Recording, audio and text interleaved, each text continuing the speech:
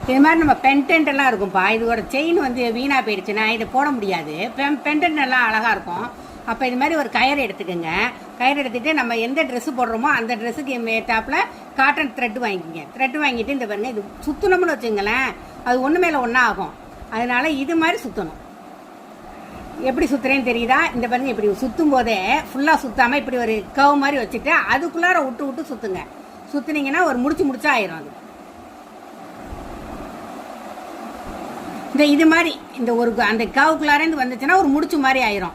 அதே மாதிரி சுத்தமாக ஃபுல்லாக அந்த த்ரெட்டு ஃபுல்லாக சுற்றிடுங்கப்பா. இது மாதிரி நல்லா ஃபுல்லாக அந்த ரோப்பை நல்லா அந்த இதை சுற்றி முடிச்சதுக்கப்புறம் அங்கங்கே இந்த கம்மு போட்டுங்கப்பா. கம்மு போட்டு இது மாதிரி ஒரு ஸ்டோன் எடுத்து ஒட்டி வச்சுட்டிங்கன்னா பார்க்க அழகாக இருக்கும். நீட்டாக கடையில் செஞ்ச மாதிரியே இருக்கும்.